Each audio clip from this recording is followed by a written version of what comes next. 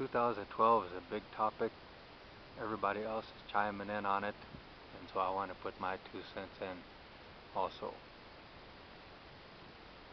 Most of what you hear nowadays has to do with the Mayan calendar, but it's all from a non-Mayan and a non-Indigenous perspective.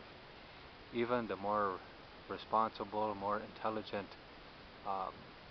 channels on cable, like Link TV, Free Speech TV, or Documentary Channel, where you would expect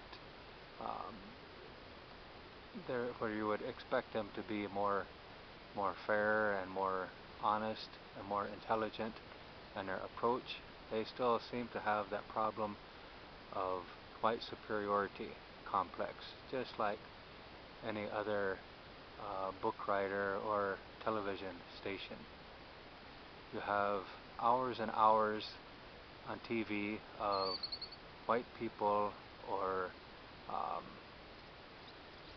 maybe mestizo so-called scholars who maybe have some native blood in them, but the way they're raised and the way they think, they're still just as white as George Bush or Barack Obama.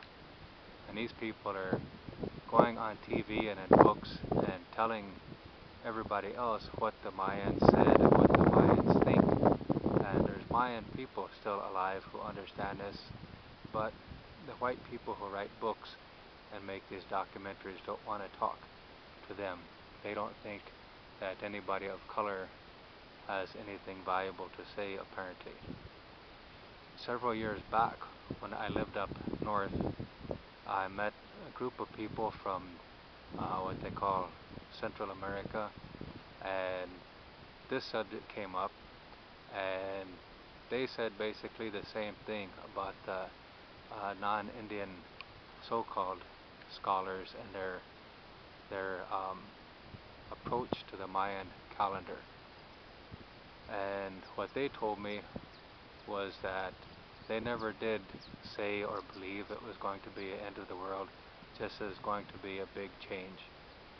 And they said it in the Mayan stories that they're told that after this period that the Indian people are going to rise up from the earth like so many stalks of corn.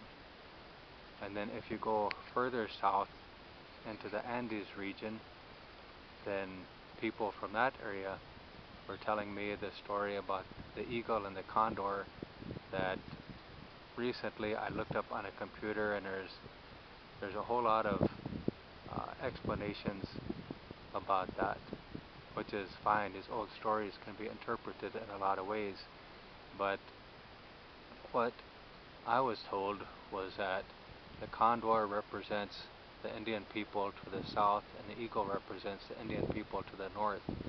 And they said that the eagle and the condor have been flying closer and closer, and that when the eagle and the condor meet, and that when we reunite, when the red race reunites, that at that time there's going to be a drastic change in the land and in the governance on this land.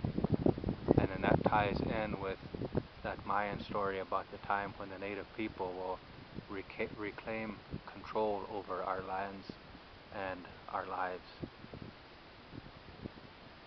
To myself, I don't know, there's so much hype today that I don't know what to believe as far as these 2012 stories go, but I'm hopeful that there's going to be a change, and that this colony up here in the States will crumble, and that all of the colonies throughout this country will crumble.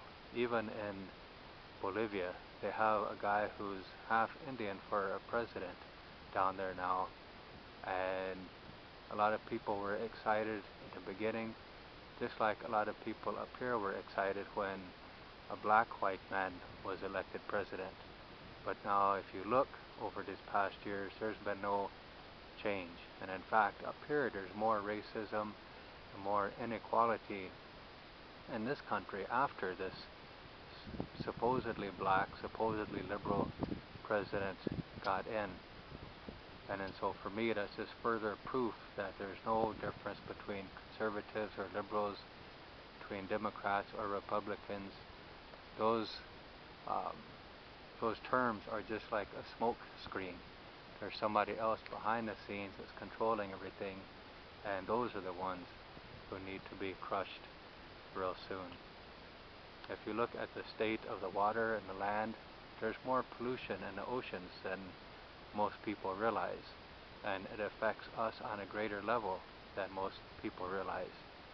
So regardless what you think about the Mayan calendar or any other um, ancient stories, if you look at what modern man has done to the earth, then there should be a change right away, and there's no way there can't be a change.